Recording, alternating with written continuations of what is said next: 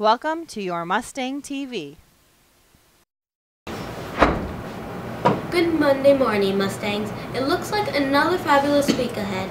I'm Eileen reporting some pretty fantastic stuff this week. And I'm Jacob. We hope that your spring break day was enjoyable and you got to experience a little sunshine in your day. I know that typically people take trips to welcome in spring. Jacob, if you could go anywhere, no matter the cost, where would you go? I would go to a hockey game. Okay, we definitely have different ideas of a spring break vacation. I definitely would go head somewhere warm, tropical, sandy, with some water, and no, I am not talking about our local playground on a July day. Hey, Eileen, that might be a cheaper way to enjoy some of those things. Yeah, but I said money was not an object. If I am headed somewhere, it will be worth every penny. Well, how about we check to see where some of our fellow students and teachers would go in spring. If I could go anywhere on spring break, I would go to Hawaii. If I could go anywhere in the world, I would go to Hawaii. If I could go anywhere, I would like to go on a safari in Africa and take pictures of the most wonderful animals. I would go to Florida. If I was going on a spring break, I would choose probably Oahu, one of Hawaii's islands. I would love to go on vacation to Australia. I love the way the people talk down there, and I think the beauty of the land would be wonderful to see. If I was on a vacation, I would go to Hawaii. Okay, so those people have some pretty good ideas. Let's see if I start saving today and I put away X amount of dollars and I don't spend any money. I should be able to go on that type of vacation when I'm 90. Well, you better start saving. Maybe the playground isn't such a bad idea, Eileen. That is definitely something to consider, jeepers. I think all it takes little imagination. Oh, and I definitely have that. A good imagination and creativity equals Eileen. Well, you are not the only one with a destination and imagination. I like where you're going with this. In fact, I think I know some people that would match the phrase perfectly. Really? Who might that be? Jacob, we have some pretty awesome students here in Tri-Valley, and their imaginations are taking them places. Oh boy, like Paris, Jamaica, someplace warm like those spring vacation suggestions earlier? Yeah, something like that. We call it Pierre, South Dakota, but if you are from out of state, it is P-Air. Oh, that sounds so fancy. Let's find out more about Tri-Valley Destination Imagination Teams. Or if you want to sound fancy, we call it DI on the side of this river. Yep, that's us. Pure fancy. Here is a little glimpse of our DI team. We are here with Erica and Peyton, two members of one of the DI teams here at Tri-Valley. Can you tell us a little bit about DI and what it stands for? DI stands for Destination Imagination. It is a problem-solving organization where 7 people get together one night a week. Okay. What do you enjoy about DI? The creativity involved. You can be very creative for solving the problems. Okay, explain to me what you mean by creative. By creative, I mean coming up with different skits or ideas for fundraising. Okay. You just competed in a competition here at Tri-Valley. What was that competition for? To see who gets to go to Pierre and compete to go to Globals. Okay, and what was your project on? It was our project was called Project Outreach, and we helped a community need, and we did the Sioux Falls Humane Society, and we got 1,050 pounds of dog food. raise money. And we also donated items that here at the school people donated, like bedding and food. What was the title of this project that fell under the competition? What challenge was this? Project Outreach. Project Outreach. What were the other projects that you could choose from? Improv. Which is what we did the last 3 years that we were together. That's why this was more of a challenge, to keep on task. With improv, you don't really have to keep on task. Who started or who starts the competitions here at school? Who sets them up? Mrs. Kendall. Okay, Maria. so if you're interested in going out for DI or trying out for DI or being in DI, who would you contact?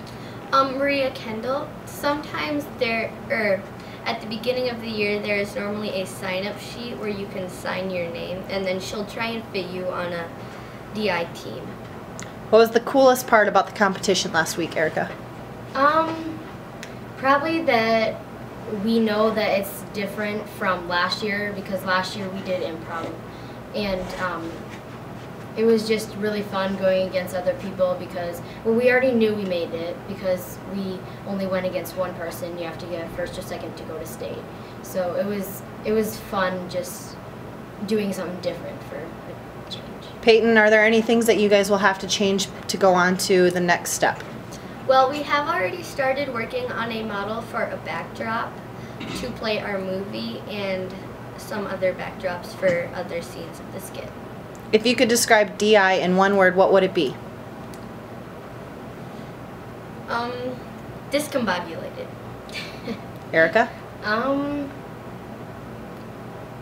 Fun. Very good, thank you. Okay, just watching that made my brain hurt. You must be pretty imaginative to be able to do that kind of thing. Most definitely. We wish all the teams heading to state the best of luck. Let's take a break and check out this week's weather. And Anna, what does our upcoming forecast look like?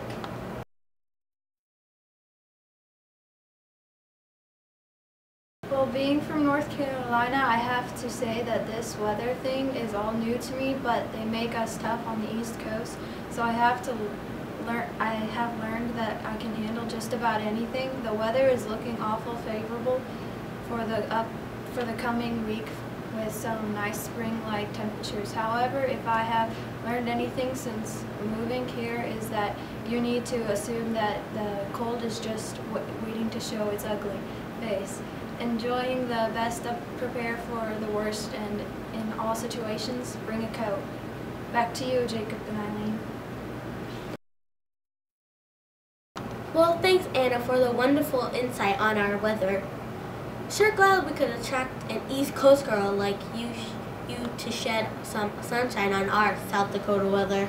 Yes, positive attitudes are the most important thing you could need when you have cold and snow.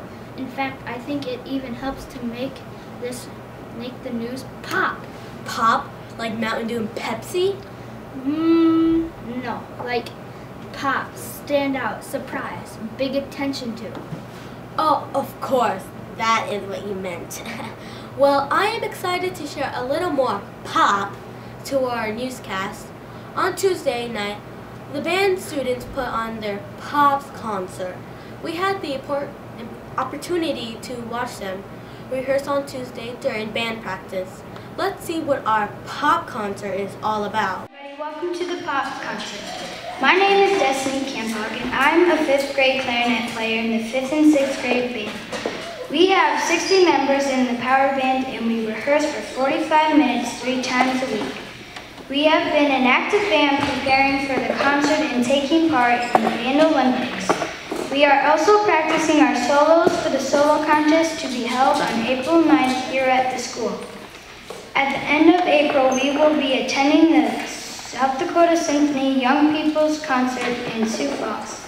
We also have a concert on April 26th and will perform at the 5th grade DARE program.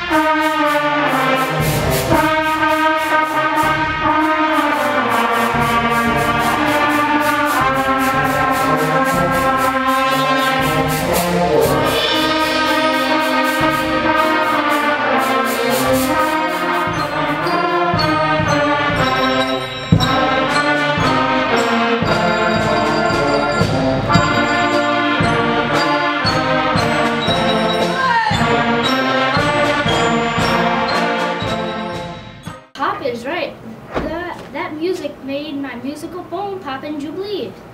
Okay, Jacob, I think it did more to you than pop any musical bone. Sounds more like it added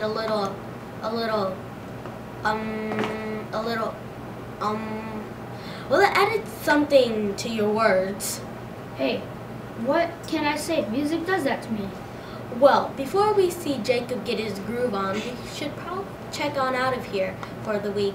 Thanks for joining us today as we shared some vacation dreams, imagination destination, and the concert that made Jacob all musical. Yes, so glad we could share our week with you, and we look forward to the next time we will see you. Have a great week, everyone. I'm Jacob. And I'm Eileen, signing off. See you next time on Mustang News.